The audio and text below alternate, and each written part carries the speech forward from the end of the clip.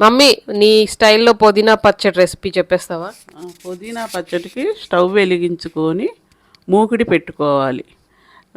రెండు స్పూన్లు నూనె వేసుకొని 4 ఎండుమిరపకాయలు బ్రౌన్ కలర్ వచ్చే వరకు వేయించుకోవాలి. ఎక్కువ వేయించకూడదు, నల్లగా వస్తే బాగోదు పచ్చడి. తరువాత అదే మూకిడిలో పుదీనా ఒక 5 నిమిషాలు వేయించుకోవాలి.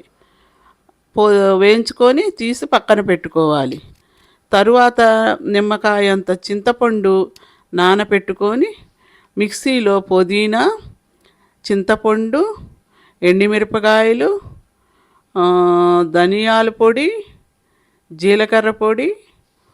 ధనియాల పొడి జీలకర్ర పొడి ఎంత వేయాలి? ధనియాల పొడి 1 స్పూను, జీలకర్ర పొడి 1/2 స్పూను సరిపోతుంది. 1/2 స్పూన్ సరిపోతుంది. ఒక చిన్న బెల్లం ముక్క వేసి మిక్సీలో వేసి తిప్పాలి.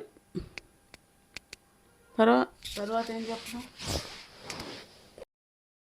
మరి పుదీనా పచ్చడి దేంట్లోకి తింటే బాగుంటుంది మనకి? పుదీనా పచ్చడి ఇడ్లీలో కానీ, దోశల్లో కానీ, అన్నంలో కానీ తినొచ్చు, చాలా బాగుంటుంది. ఓకే, ఇది నిలవ ఉంటుందా ఈ పచ్చడి? 2 రోజులు నిలవ ఉంటుంది, అంతకంటే ఎక్కువ ఉండదు. ఫ్రిడ్జ్లో పెట్టుకుంటా? ఫ్రిడ్జ్లో పెట్టుకుంటే 4-5 రోజులు ఉంటుంది.